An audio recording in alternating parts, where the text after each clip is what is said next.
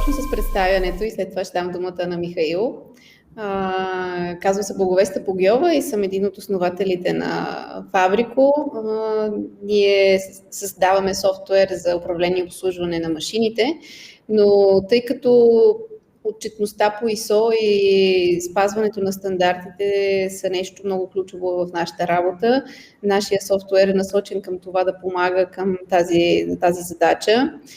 Не случайно и много основна част от клиентите ни всъщност са фокусирани в производство, което да бъде на европейско ниво и световно, и да създават световно качество. Така че стандартите помагат за това. Днес наш гост ще бъде Михаил Караманов. Той е един от изявените консултанти и аудитори в сферата. Има опит почти 25 години като консултант и аудитор, работил в различни индустрии, много от които производствени, така че има определено много богат опит. Аз лично съм се срещала с него в рамките на одити на наши клиенти, изключително впечатлена от иновативното му мислене и подхода му към стандартизирането. Един от ключовите въпроси, които аз съм му задавала в самото начало на познанството ни, беше всъщност хартията задължителна ли е. Оказва се, че не е задължителна, стандартите са стандарти и именно за това се нарича така, принципи, които трябва да следваме.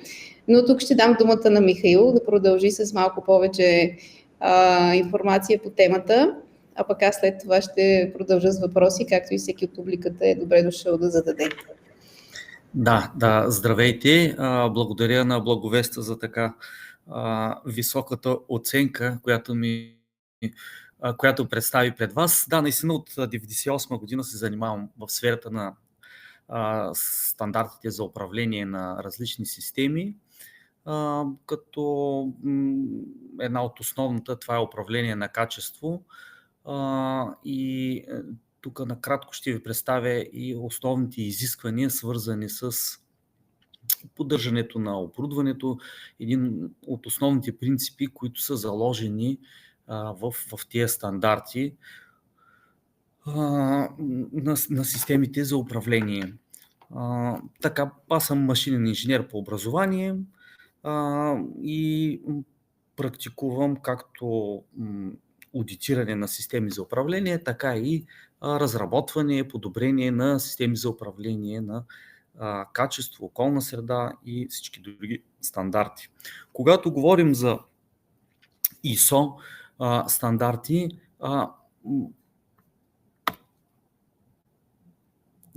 трябва да се има предвид, че те биват множество стандарти. Тук на този слайд виждате, че те могат да бъдат както ISO 9001, 14001, 50001, 27001. Всички тези номера представят гледната точка на управлението на дадена система в организацията. Като 9001 гледната точка е управление на качеството в дадена организация. За пример, ISO 14001 е управление на фирмата от гледна точка на опазване на околната среда и нейното въздействие върху околната среда. ISO 45000 примерно е въздействие върху здравето и безопасността на персонала и всички заинтересовани страни в от дейностите на организацията. Тук е дадено ISO 22000, което е управление от гледна точка безопасност на храните. Може да има ISO 27001, което е управление за информационната сигурност. Така или иначе, всичките тези стандарти имат за цел да ни предоставят едни общи правила, да формулират едни добри практики за управление на дадена организация, в зависимост от фокуса или целта, който е поставен от ръководството. Само по себе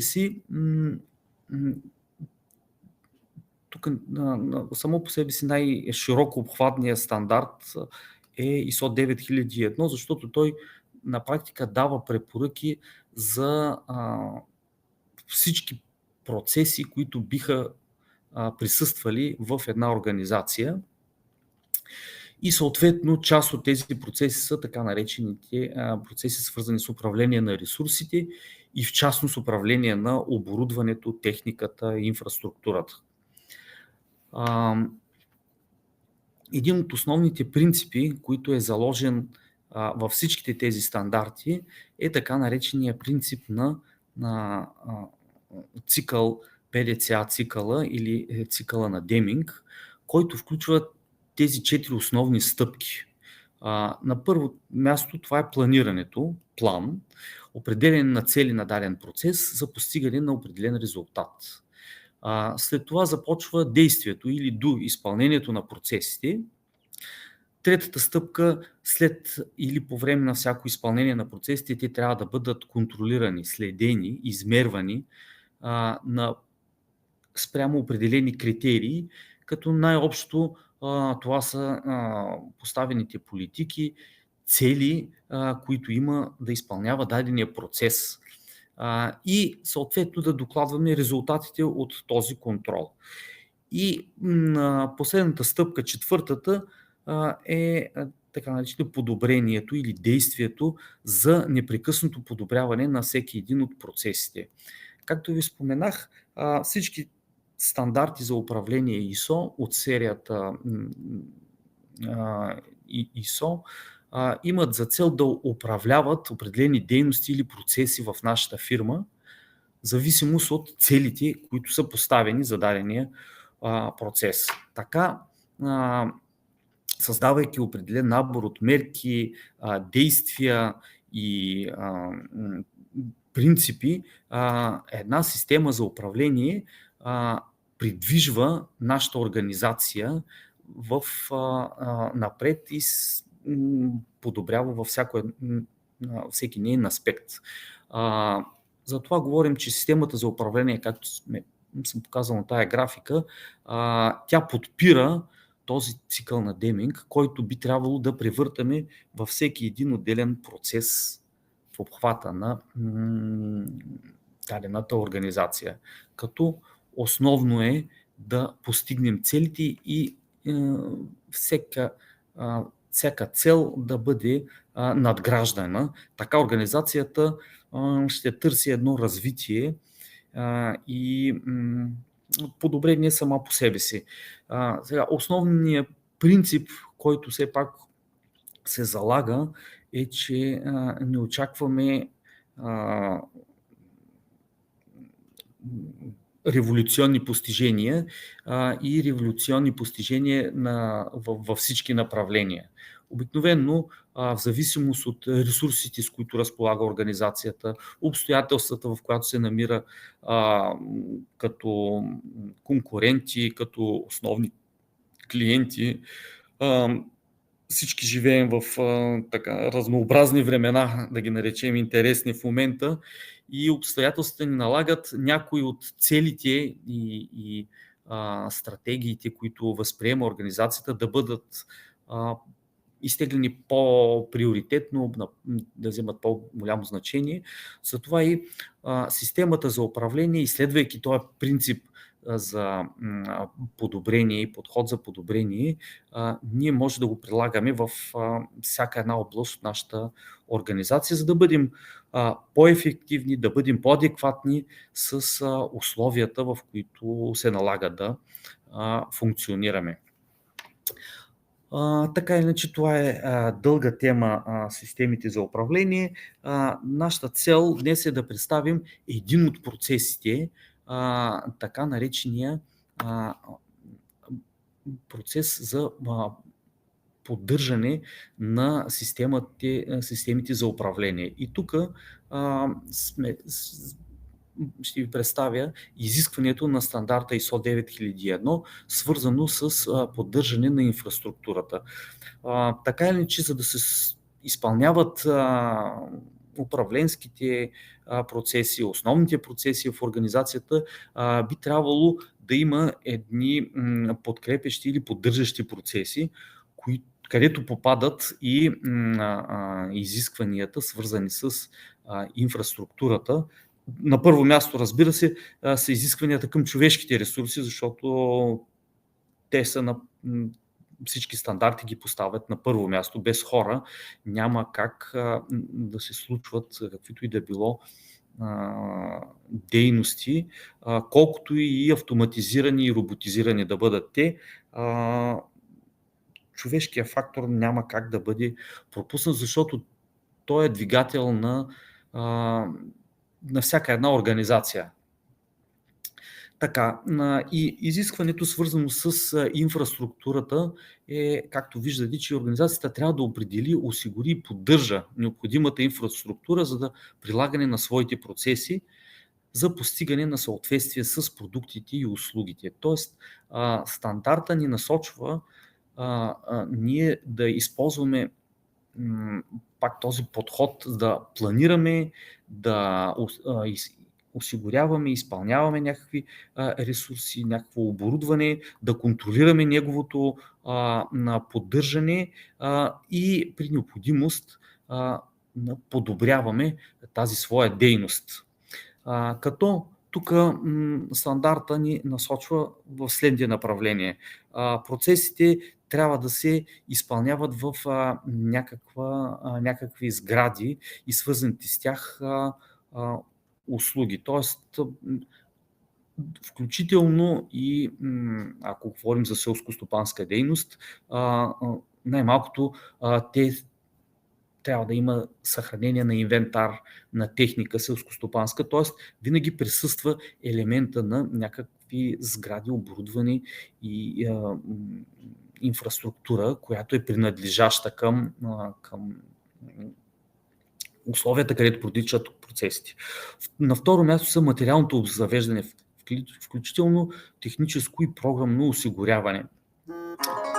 Тук виждате, е представено доста общо, защото спецификата на всяка дейност изисква различно оборудване. Някои производствени предприятия са високо, се нуждаят, нали, от значителен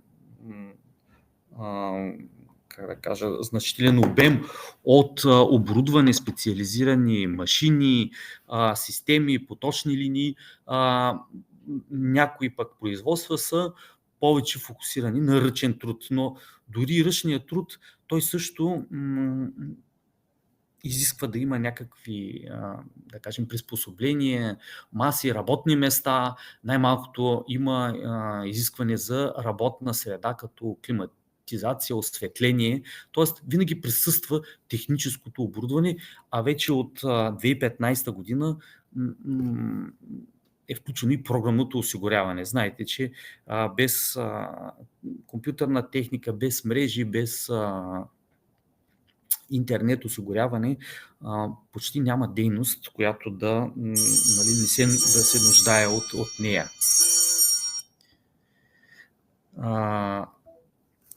Така, на трето място това са транспортните средства и на четвърто място информационните и съобщителните технологии като цяло.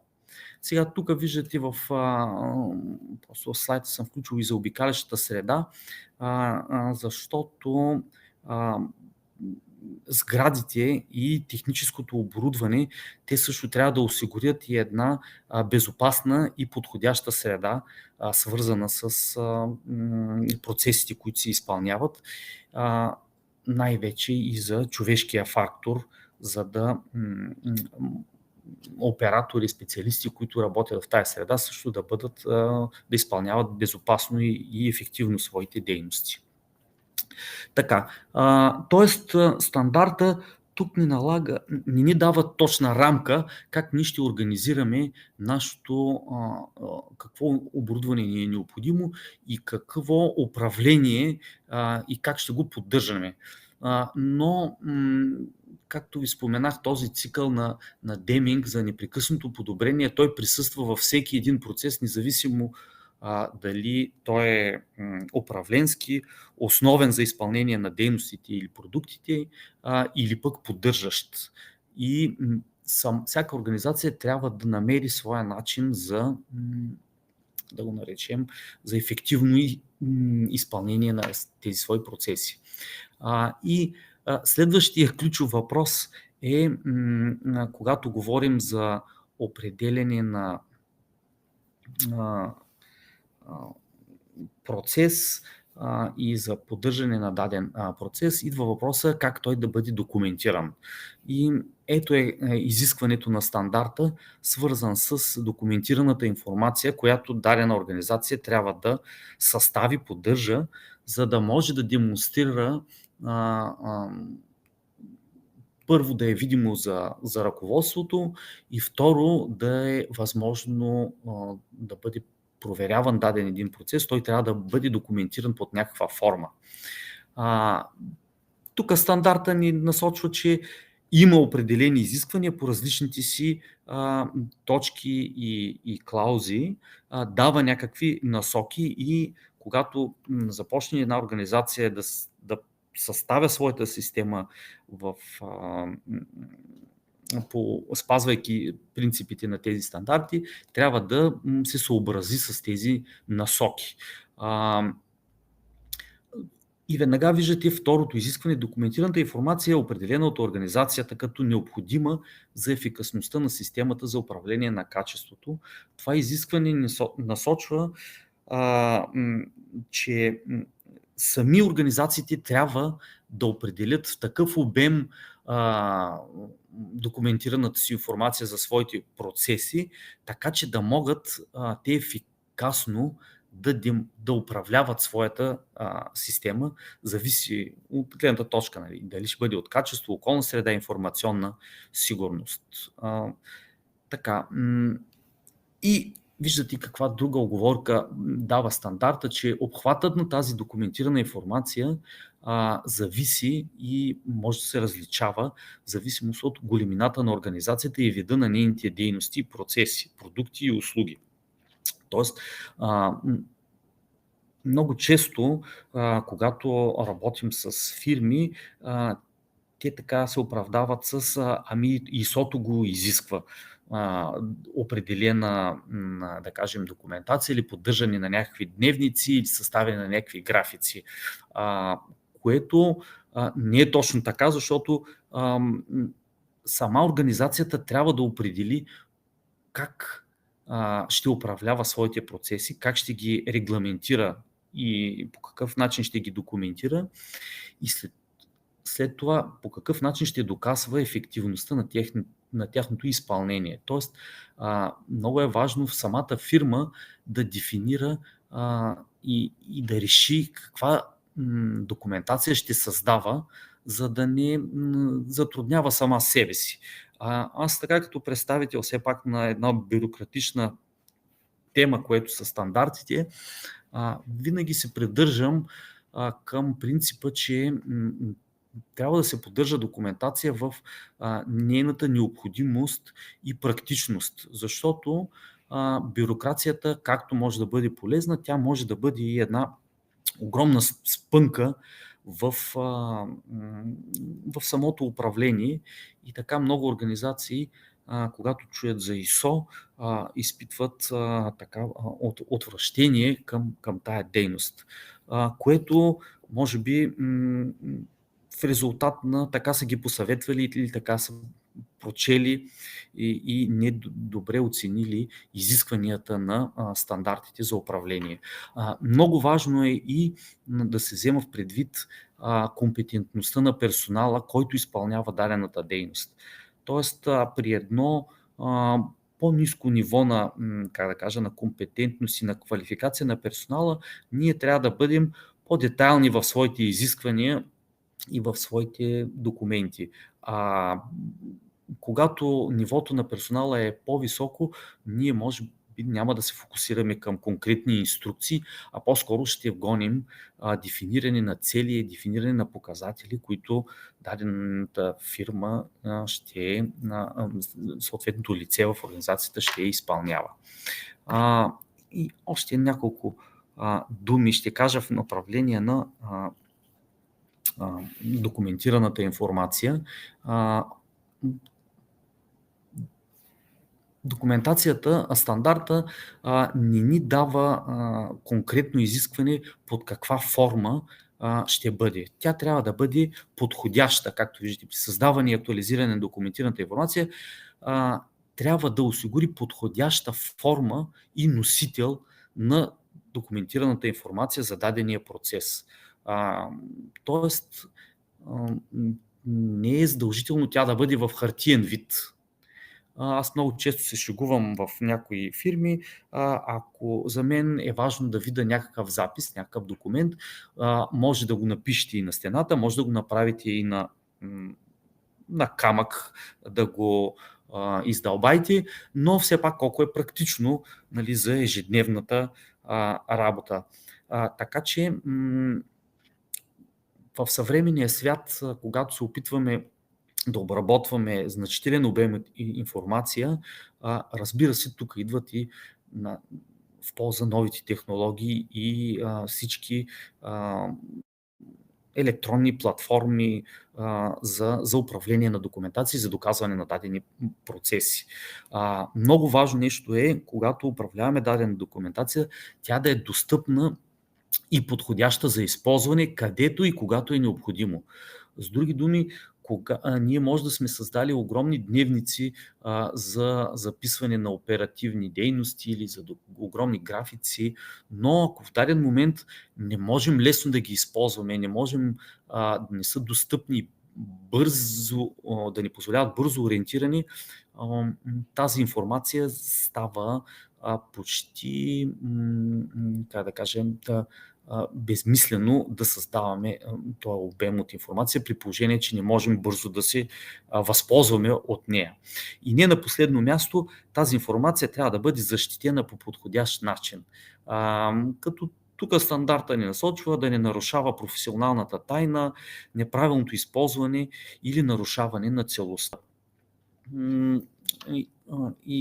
В заключение на темата, свързана с поддържане на оборудването, моите впечатления от платформата, която предоставят Фабрико, изпълнява в пълна степен всичките тези изисквания, които стандарта и стандартите ни налагат.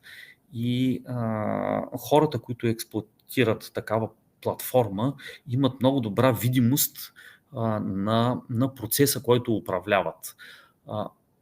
Когато имаме видимост върху процеса, ние лесно и, имаме инструмент, чрез който да подобряваме управлението на процеса, който ни е възложен. Специално звената, свързани с поддръжката. Да, има много драстични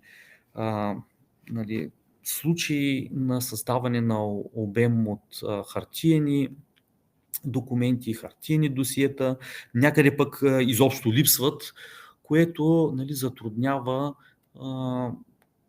такива лица, които от трета страна проверяват системите, трудно стигаме до доказателства за изпълнение на дадената дейност и се налага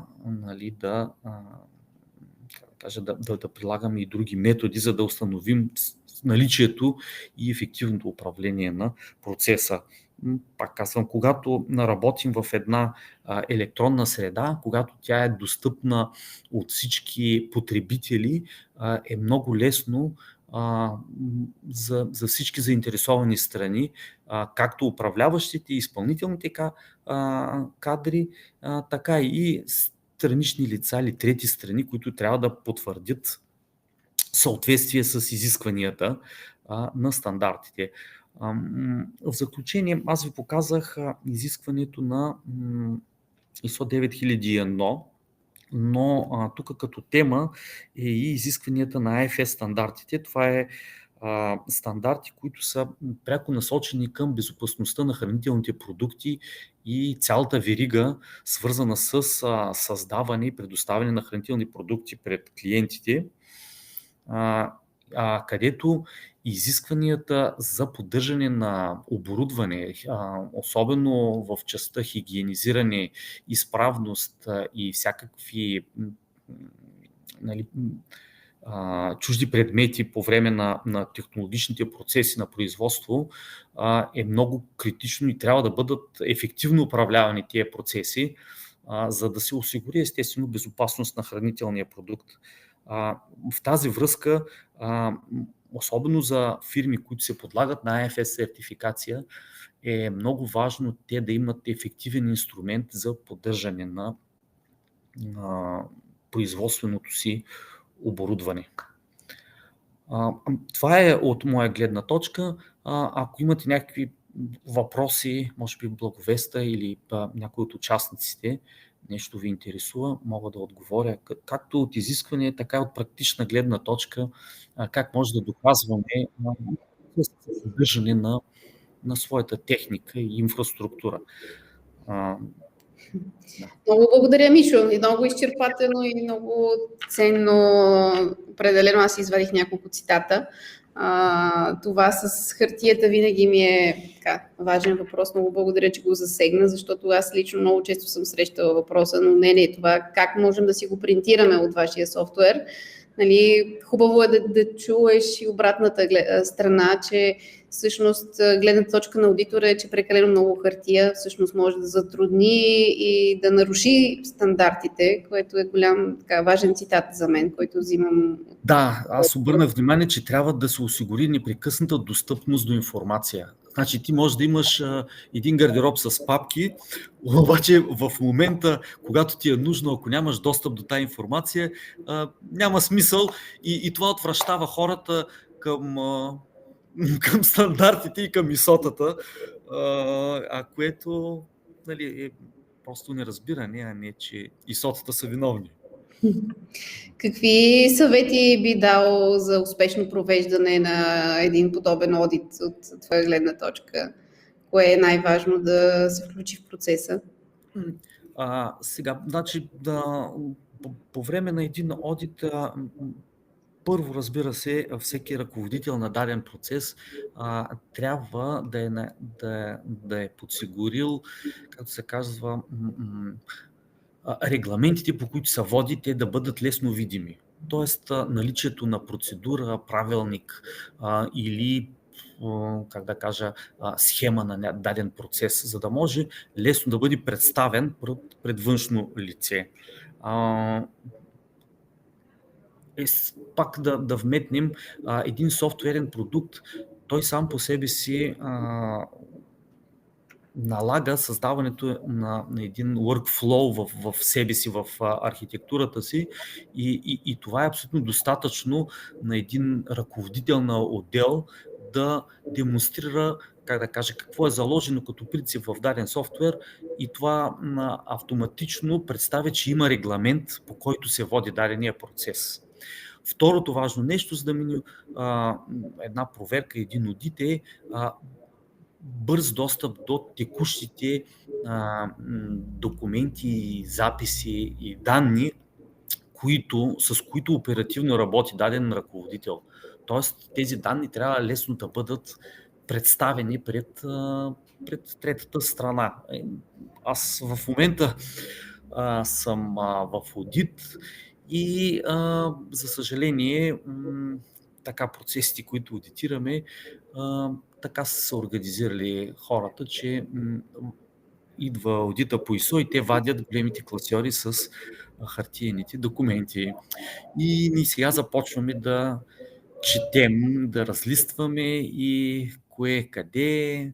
Така че, да, или трябва да приготвите сериозно подредени класьори с бумаги, или пък да намерите някакво друго елегантно решение, което сядаме на екран и гледаме и ни демонстрират. Да. Тоест, правилно ли разбирам, че е възможно всичко да бъде абсолютно дигитално и няма нужда да има бекап хартиен? Да.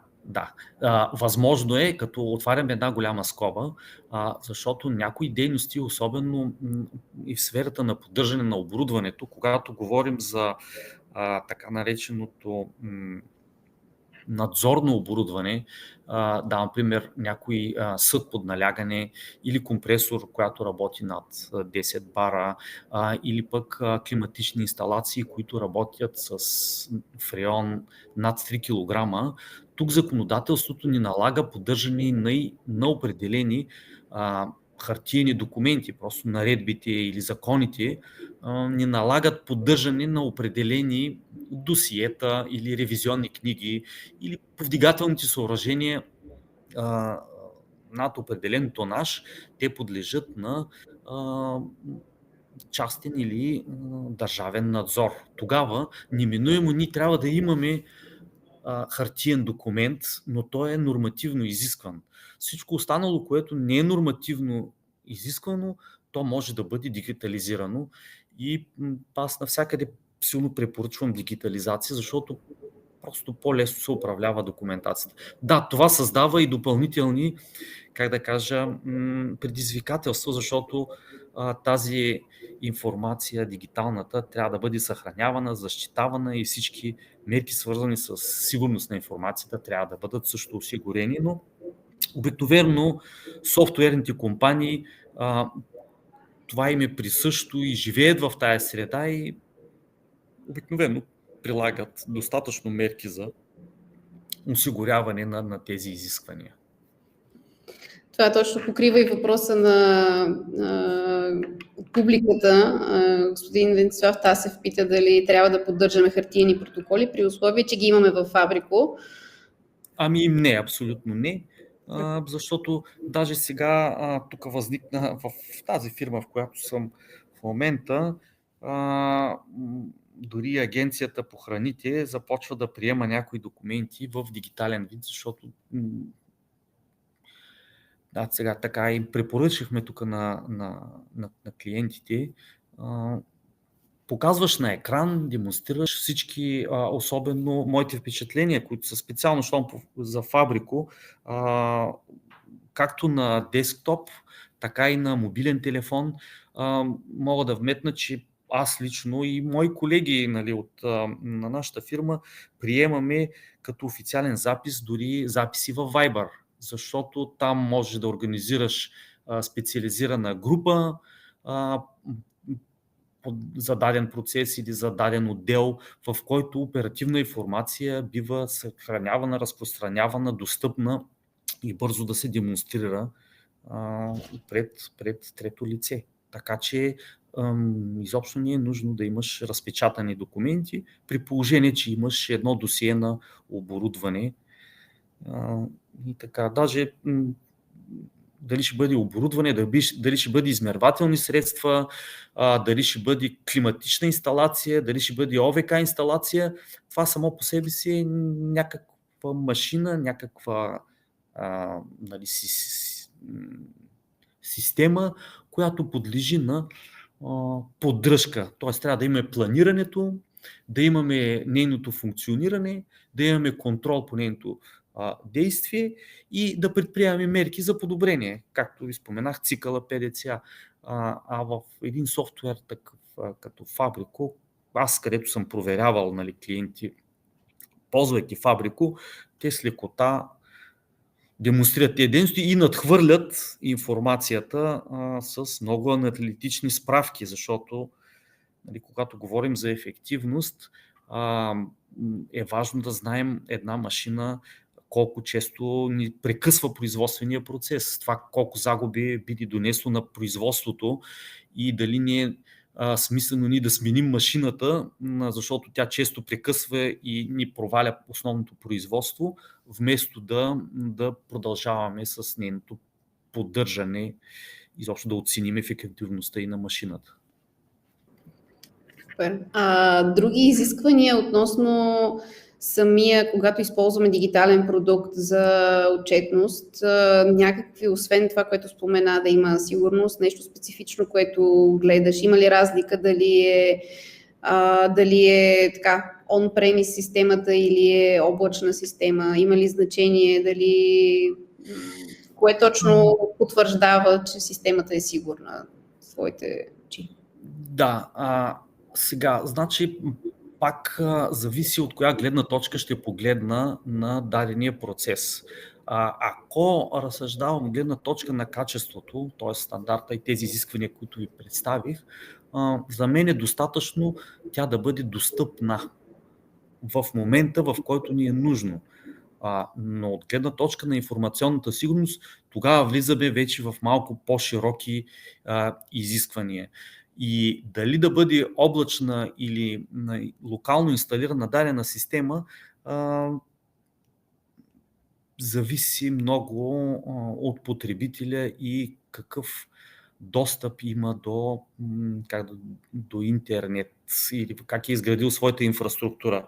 Разбира се, облачните услуги имат едно основно предимство. Всеки с мобилен интернет и с интернет където и да си, дори и на полето, да не говорим, че има вече осигуряване на интернет навсякъде по планетата, на съответната цена, разбира се, но много по-лесно и достъпно и много повече хора могат да работят през облачна услуга. От моя гледна точка е по-удобно. Но и организацията, която предоставя облачната услуга, може да осигури по-ефективни мерки за защита на данните. Да, идва веднага и въпроса, винаги ли ще бъде достъпна услугата, но то пак е въпрос на технически мерки. Някои организации пък се притесняват и предпочитат локално да бъдат инсталирани, но това пък изисква голям човешки ресурс и технически ресурс от тяхна страна, за да осигурят безопасността. Докато една софтуерна компания, предоставяща онлайн услуга, тя си има ангажимент това нещо да го осигури и потребителя просто е облегчен. От гледна точка на натовареността по поддържането на стандарта, доколко според тебе има ли прагове, при които една компания има смисъл да има такъв сертификат или няма? Тоест, да кажем, по-малки компании, при които отчетността би била безсмислена. Има ли някакъв такъв праг или това по-скоро е решение в бизнеса? Имайте предвид, че всички тези стандарти, които ги цитирахме, те са така наречени доброволни сертификати, доброволна сертификация. Тоест,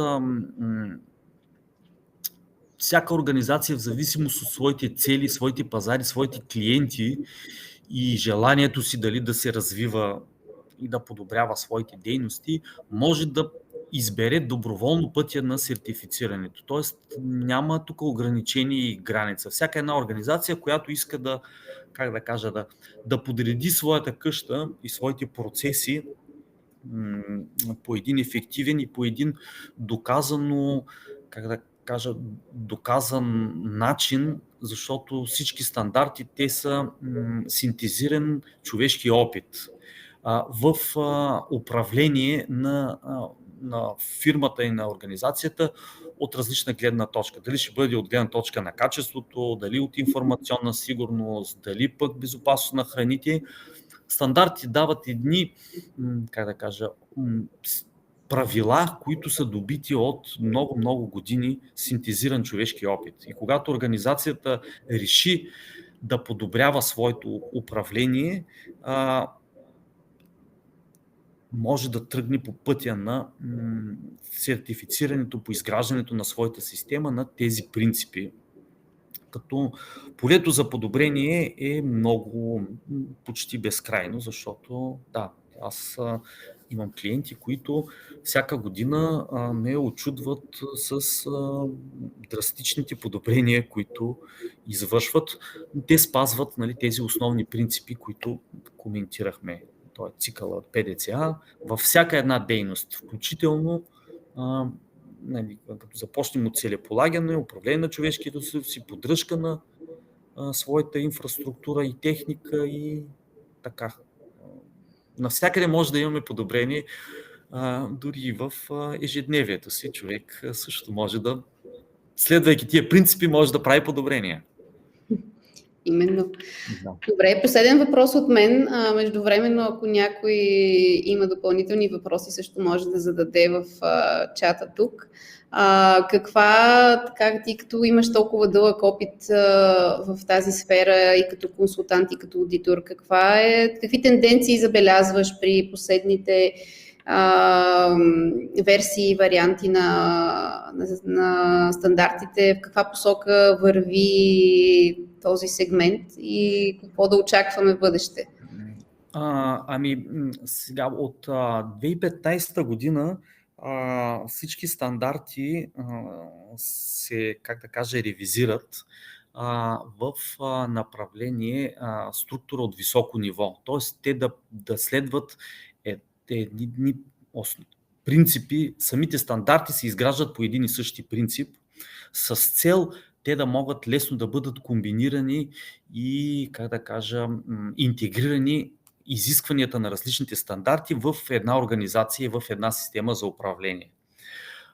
Което понякога е доста голямо предизвикателство за фирмите, как да интегрират някои специфични изисквания към вече съществуващи, да кажем, системи. И тук идва момента, когато използваме такива дигитални платформи, особено платформи свързани с човешки ресурс, платформи свързани с инфраструктура, оборудване, платформи свързани с планиране и отчитане на процесите, целеполагане, проектиране, много по-пълно и по-ефективно могат да се изпълняват изискванията на всичките стандарти, които дадена организация иска да приложи. С други думи, една дигитализация, има една тенденция към дигитализация на фирмите, които минават. Дори едни общини, те се опитват да дигитализират целият документооборот, защото просто контрола е на качествено друго ниво. Когато управляваш една документация в хартиен вид, е меко казано затрудняващо за всички страни. А когато е дигитализирано, нещата се случват по друг начин. Естествено, много е важно да подберем и правилната за нашите нужди платформа и софтуер, който да е пряко приложим. Защото съм виждал случаи, когато някои организации по определена причина са избрали неправилна информационна система и страдат дълги години за внедряване и за прилагане. Така че също трябва да се внимава и в това направление, като всяко едно нещо, разума трябва да надделява и трябва да се гони все пак ефективност за това, което правим. С по-малко усилие да постигаме по-голям резултат. И една стегната и, опростена платформа, фокусирана в дадения процес, е най-добрият вариант. Супер. Благодаря много, Михаил. За мен беше супер интересно. Много се радвам, че мисля, че малко успяхме да свалим тази стигма от одита и сертифицирането по ISO и по IFS. Всеки много се страхува, може би прекалено предпазлив, когато се подготвя за такъв одит. И когато насреща има адекватен консултант или аудитор, който наистина мисли в голямата картина и приема принципите, а не самата бюрокрация, е изключително ценно и много се радваме, че успяхме да разпространим тази философия. Не сте длъжни да се съгласите с всички, изисквания на проверяващите и може да облегчите живота си спокойно. Стандарт ИСО-тата не ви го натрапват, как да кажа, да мъчите сами себе си с документации и с много писане. Естествено, без писане не може, защото няма как да докажем изпълнение на даден процес. Но може да бъде записано и в Фабрико, така че... Може и в Фабрико и много лесно са демонстрирали ваши клиенти, дори с телефоните си и с функциите, които съм наблюдавал, облегчават живота на всички. И на проверяващи, и на потърпевши. Много благодаря за интересната лекция. Благодаря и на гостите ни и успешен ден и до нови срещи. Да, благодаря. С успех на всички.